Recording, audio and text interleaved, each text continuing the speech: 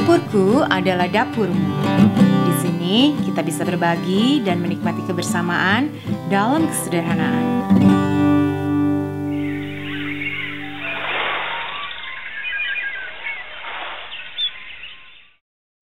Sebab bumi akan penuh dengan pengetahuan tentang kemuliaan Tuhan seperti air yang menutupi dasar laut. Kali ini dapur Dina mau bikin kue nastar yang hasilnya akan seperti ini. Ini dahsyat banget ya, luar biasa. Hasilnya cantik, bahan-bahannya sederhana, rasanya luar biasa. Kita akan lakukan selangkah demi selangkah ya. Ini dia bahan-bahannya. Buat selai nanasnya, saya pakai nanas utuh. Ini kebetulan nih dapat yang segede gini. Ini luar biasa banget. Tapi sesuai yang kita dapat aja. Mungkin yang kecil-kecil 2 atau mungkin yang gede-gede 3. Jadi selai nanasnya bisa dibikin sekalian, terus ditaruh di kulkas ya. Juga saya pakai kayu manis. Untuk nanas yang segini saya pakai 1 batang kayak gini. Kalau nggak ada, punya yang serbuk, monggo bisa juga. Dan saya mau pakai 4 biji cengkeh kayak gini. Nah, saya juga pakai gula pasir secukupnya atau sesuai selera, tergantung manis asamnya si nanas ini. Untuk kuenya itu, yang bagian luarnya itu untuk membungkus saya pakai tepung terigu biasa, terigu serbaguna, tepung dengan protein sedang. Saya pakai gula halus, sebaiknya gula halus ya. Kalau nggak ada gula pasir itu bisa di blender, dihancurkan gitu, jadi halus. Juga kuning telur, kuningnya aja, dan saya pakai butter atau mentega. Untuk olesan di atasnya kita pakai kuning telur. Saya udah siapin 2 dan pakai susu secukupnya. Kalau nggak ada susu nggak apa-apa ya, pakai air boleh atau kuning telur aja juga nggak masalah.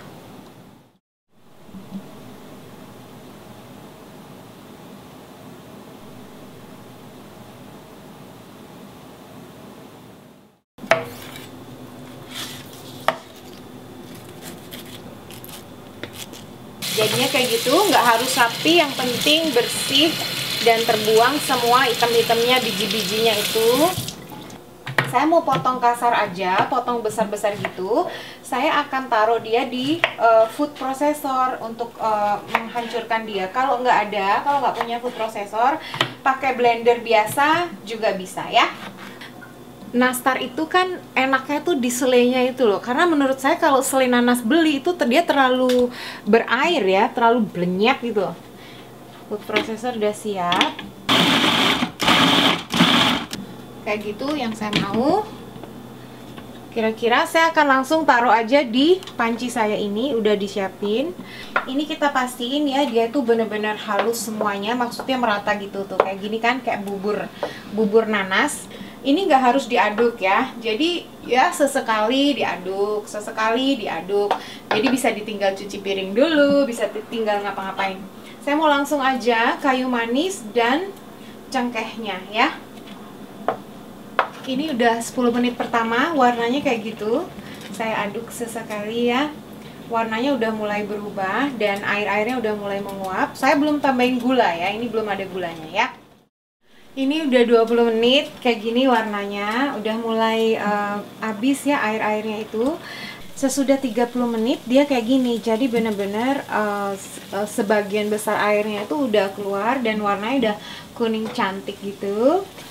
Apinya tetap api sedang. Saya mau singkirin dulu cengkeh dan kayu manis. Makasih ya, makasih buat rasa-rasanya. Sekarang saya mau masukin gulanya, karena ini sebagian besar udah habis si airnya, jus ini nggak usah ditambahin air ya. Ini bener-bener airnya tadi itu adalah jus atau airnya keluar dari buah nanas itu.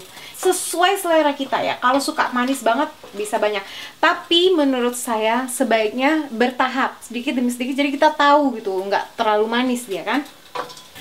Jadi 47 menit ya total dari pertama itu sampai sekarang.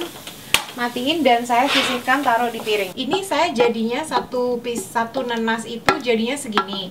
Jadi kalau mau bikin agak banyak Bisa ya 2 atau 3 bahkan 4 nanas pun nggak masalah. Gulanya disesuaikan dan ini bisa ditaruh di kulkas ya. Pas perlu mau bikin nastar baru dikeluarin dan dibentuk.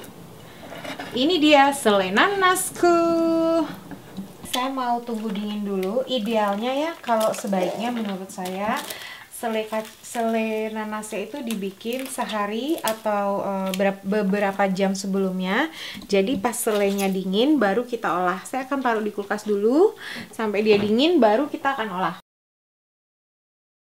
Ini udah hampir selesai semuanya. Saya buat bola-bola gini. Ini nggak harus ya, seperti saya bilang ini nggak harus.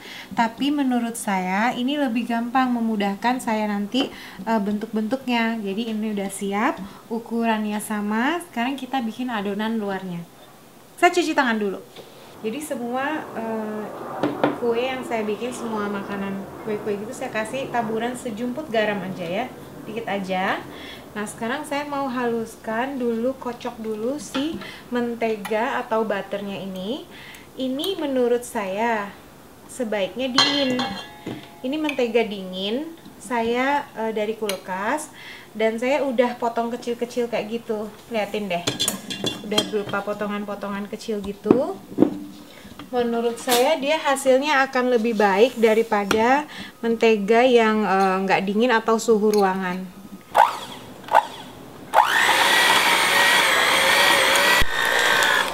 Saya mau isi gula juga sekalian. Ini udah 1 menit ya, 1 menit.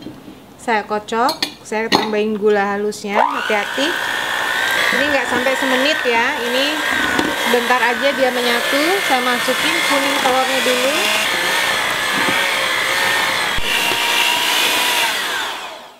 Ini tepung yang sudah diayak dan udah saya campur sejumput garam. Saya akan masukin di adonan mentega ini ya.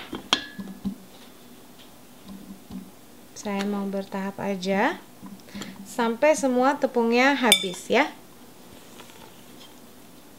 Kayak gini. Ini menteganya, kalau teman-teman mau bisa pegang, ini biar agak masih dingin ya. Masih dingin, tadi tuh mentega dingin saya pakai. Menurut saya dengan pakai mentega dingin itu memudahkan pekerjaan saya nanti, karena saya nggak usah masukin di kulkas ya. Barusan saya udah cuci tangan saya. Dan saya mau ini adonan ini empuk sekali ya. Dia tuh lembut banget. Dan saya nggak mau lama-lama ngaduknya. Hanya supaya dia tuh kecampur aja. Tuh, biar tepung-tepungnya itu habis gitu loh. Dia akan jadi adonan kalis. Ini cepet banget ya. Saya nggak mau lama-lama, ini nggak sampai semenit. Dia tuh menyatu, tepung-tepungnya itu putih-putihnya hilang semua. Makanya saya pastiin tadi tangan saya benar-benar bersih. Barusan saya cuci tangan lagi, mau pastiin ngeliatin ke teman-teman seperti apa adonan yang saya mau itu. Dia tuh benar-benar tidak lengket di tangan saya, dia kalis. Tapi saya tadi aduknya tidak berlebihan ya. Dia ini tetap menjadi suatu adonan yang sangat empuk banget, cantik sesuai yang saya mau.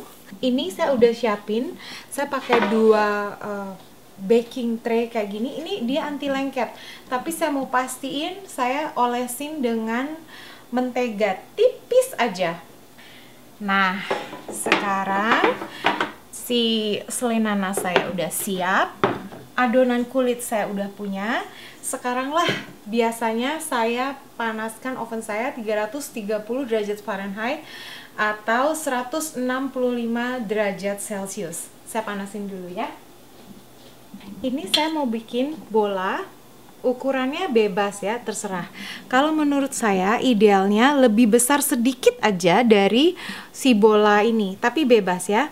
Kayak gitu, saya mau langsung tutup. Sebaiknya kita nggak pegang dia lama-lama, terutama selai nanasnya, karena dia akan lengket di tangan kita dan nggak bagus jadi adonannya itu. Saya mau bikin yang sangat sederhana, yang bola gitu aja. Tuh, udah selesai. Ini udah selesai 1 loyang dan oven saya juga udah panas. Ini saya pakai kuning telur yang udah saya isi susu. Kalau nggak punya susu dicampur air sedikit aja boleh. Atau kalau mau hanya kuning telurnya aja nggak masalah. Saya nggak mau yang terlalu dahsyat, biasa aja, dikit aja, asal teroles aja. Karena sesudah 15 menit dipanggang akan saya keluarkan dan saya oles lagi. Saya akan panggang 30 menit. Makasih. Ini 15 menit. Saya panggang 15 menit. Tentu saja dia belum matang. Apa yang saya mau lakukan sekarang? Saya mau kasih olesan kuning telur ya di semuanya itu. Kemudian akan saya masak lagi 15 menit, 15 atau 20 menit lagi, tergantung panasnya oven ya, sampai dia itu kecoklatan ya.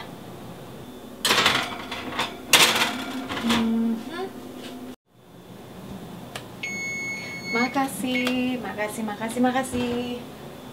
Woi, panasnya dunia. Kayak gitu hasilnya, wanginya dahsyat, luar biasa banget. Gelombang kedua langsung saya masak aja, panggang maksudnya masak. Ini panas banget ya ovennya. Masuk. Oh, ini tadi saya nggak polesin ya, saya nggak olesin telur sama sekali. Jadi 15 menit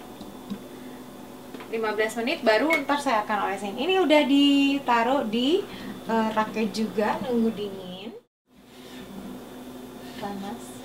Hati-hati. Ini yang kedua tadi saya mau liatin, dia nggak saya oles sama sekali ya, nggak saya oles sama sekali dengan kuning telur. Sekarang baru akan saya oles. Ini kuning telurnya udah dicampur dengan susu, ingat nggak tadi? Susu cair dikit aja ya, secukupnya aja biar dia nggak terlalu kental. Kita masukin lagi seperti biasa tadi. Sampai ketemu. 30 menit jadi totalnya ya. 30 menit, di tengah-tengahnya saya keluarin dulu dan isiin olesan kuning telur. Matikan oven. Ini saya masih panas banget, saya taruh di rak ini ya, rak untuk pendinginan cookie atau kue kering. Kalau nggak punya nggak masalah, taruh di piring juga nggak masalah kok. Ini beda warna sedikit ya, yang ini agak coklat gimana gitu, lebih tua coklatnya, padahal waktu panggangnya sama. Bedanya yang ini saya lebih banyak campuran susunya, jadi dia warnanya agak kuning muda kayak gitu. Ini coklat banget ya, kuning kecoklatan. Yang ini tadi udah mulai dingin, ini masih panas banget. Nggak masalah, ntar saya atur semuanya. Ini jadi sekitar dengan resep yang saya punya tadi, itu jadinya sekitar 90 nastar mini ya, nastar kecil-kecil. Ini bisa bikin setengah resep juga nggak masalah. Tapi sebaiknya idealnya selainya itu bikinnya sehari atau beberapa jam sebelumnya ya.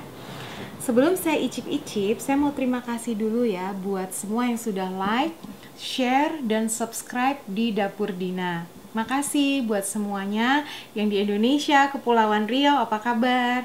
Yang di Taiwan, di Hong Kong, Belanda, apa kabar? Dan di Timur Tengah juga ya. Ini resep nastar banyak banget yang minta resepnya. Saya usahakan, saya coba yang sesederhana mungkin, yang bahannya semua punya, caranya simple tapi rasanya dahsyat.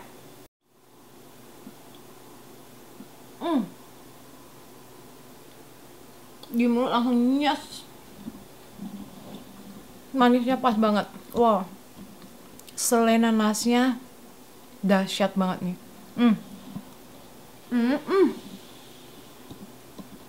Di mulut langsung nyes, langsung lumer. Dahsyat ya. Ini harus dicoba.